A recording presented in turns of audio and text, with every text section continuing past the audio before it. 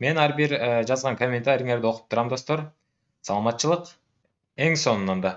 Демек, баарыңарды куттуктайм достор. Себеби мындай вебинар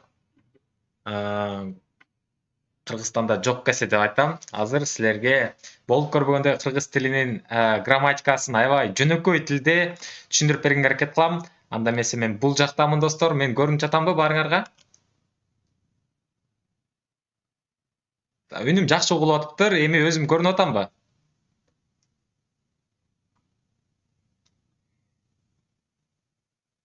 Эң сонун бизде 88тен ашык көрүүчү катталды азыр. Азыр дагы күтүп турабыз, мүмкүн кошулат болушу керек. Бардыгыңыздарды достор, ручка барак алууңуздарды сунуштайм. Азыр мен айткан нерселердин баарын, схемаларын жазып, дептериңиздерге мындан кийинки сабактарыңызга же болбосо жашоодон дагы керектүү жерлерине пайдаланганга аракет кылыңыздар. Эң негизгиси азыр ручка жана барак керек. Анан эскерте кетчү нерсе достор, запись сакталбайт. Ошондуктан башынан баштап аягына чейин бир дагы сөзүмдү өткөрүп жибербей, көргөнгө аракет кылыңыздар. Бардыгы жакшы угулуп жатса, жакшы көрүнүп жатса, анда биз болсо баштадык өзүбүздүн көптөн күткөн вебинарыбызды. Мынакей, кыргыз тили башкача айтканда деген теманы койдум. Мен азыр мектептеги же болбосо университеттеги сабактардан таптакыр кылып кыргыз тилинин грамматикасын түшүндүрүп бергенге аракет кылам. Бардыгы тең өзүбүздүн жаштардын жөнөкөй тилинде болот достор. Кыскасы, эмне кылалы? Албетте башынан баштайлы. Тил деген эмне? Тилдин максаты эмне? Бардыгыбыз эле жакшы билсек керек. Тил бул адамдын пикир алмашуусуна керектелүүчү курал, туурабы? Мисалы үчүн менин оюм азыр эмне аркылуу силерге жеткирип атам, силердин ой жүгүртүүңөргө. Албетте тил аркылуу жеткирип атам да, туурабы?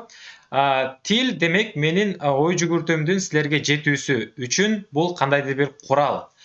Ал эми бир гана кыргыз тили эмес, ар кандай тилдер бар. Мисалы, Кытай тили же болбосо казак тили же болбосо англис тили көпчүлүк окуп аткан, же болбосо менин сүйүктүү немис тилим. Мынакей, ушул тилдердин бардыгы тең бир тилден келип чыккан деген лингвистикалык изилдөөлөр негизинде да бар. Мисалы үчүн, мисалы алалы, мисал катары. Кыргыз тилинде болуу деген сөз орус тилинде кандай? Быть да. Ал эми англис тилинде мисалы be да, be, же болбосо англисче жазып койсок болот, be деп.